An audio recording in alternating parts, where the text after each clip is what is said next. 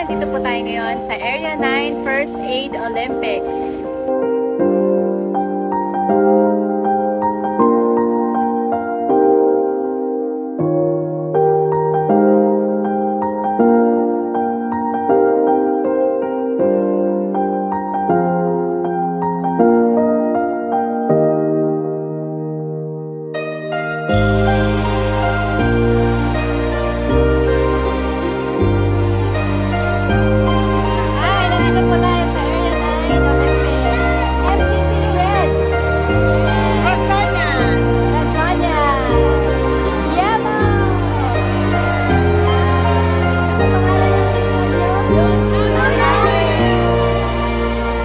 At ngayon po, nandito tayo sa Grade D. Ano po ang club ninyo?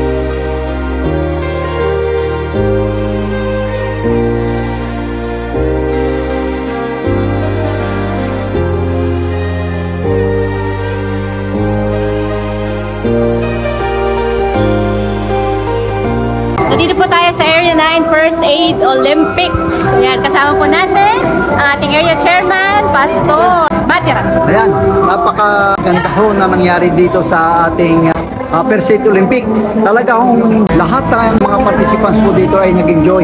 Sila po ay train yung kanilang skill nila pagdating po sa First Aid. At nakita ko na magagamit talaga sila sa gawain. Masiga sila. At lalo pikit ang nag-sponsor sa atin, nag-assist po dito sa atin, Federation of Filipino Chinese Fire Rescue Corporation. At sila po ay nandito, nag-enjoy po sila. At nakita nila na maganda pala itong programang ito. Na kung meron tayo nito ay maraming matutulong ng mga tao at makikita nila yung The Good Samaritan. Kaya ang ginamit po ng The Good Samaritan ay yung pong First Aid. Kaya ngayon ho, marami hong mga kabataan, meron din naman ng mga ilan ng mga adult na talagang nagsikap silang mag-present ng First Aid. Kaya hindi pa ho ito tapos. Marami pa hong naganapang mangyayari ngayong hapon. The Area 9 Federal Ministry, in cooperation with the Federation of the Filipino Chinese Fire Rescue Emergency and Civic Association of the Philippines.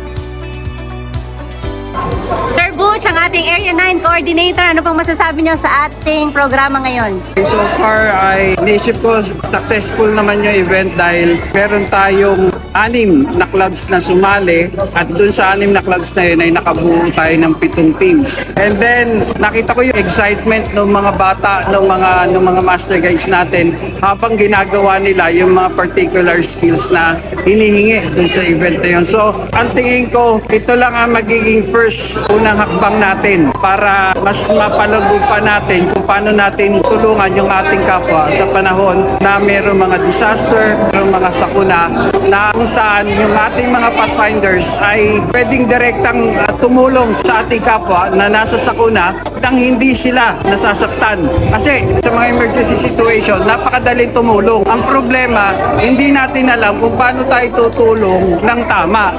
So yun ang pinag-aaralan natin at tinatalakay natin kung bakit tayo nagkakaroon ng ganitong event, yung First Aid Olympics.